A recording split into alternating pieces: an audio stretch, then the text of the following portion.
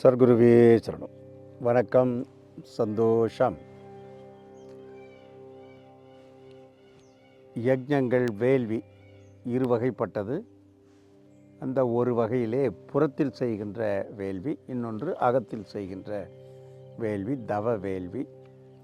ஆகவே புறத்தில் செய்யப்படுவதற்கு பல பொருட்கள் நமக்கு தேவைப்படுகிறது. ஆச்சாரிய பெருமக்கள் தேவைப்படுகிறார்கள். உச்சாடனங்கள், மந்திர உச்சாடனங்கள் தேவைப்படுகிறது.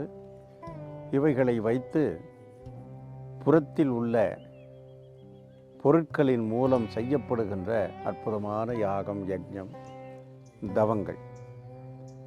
இதே போல அகத்தில் செய்யப்படுகிற தவ வேள்விக்கு தன்னுடைய உடல், தன்னுடைய மனம், தன்னுடைய அறிவையே அகப்பொருளாக வைத்து செய்யப்படுகின்ற வேள்வி. அதனால் இதற்கு உச்சாடனங்கள் தேவையில்லை. உச்சாடனம் என்பது மனதால் செய்யப்படுவது. ஆகவேதான் இது இந்த புலன்கள் என்ற உடலையும் மனதையும் கடந்து உள்ளே செல்வதற்கான தவம். ஆகவே அங்கு அந்த தவத்திலே மந்திரங்கள் தேவையில்லை.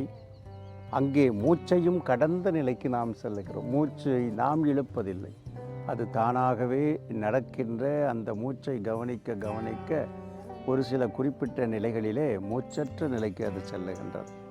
அதனால் அங்கு உச்சாடனங்களுக்கு தேவையில்லை, மந்திரங்கள் தேவையில்லை. மனதை கடந்த நிலைக்கு செய்வதால் மந்திரங்கள் தேவையில்லை.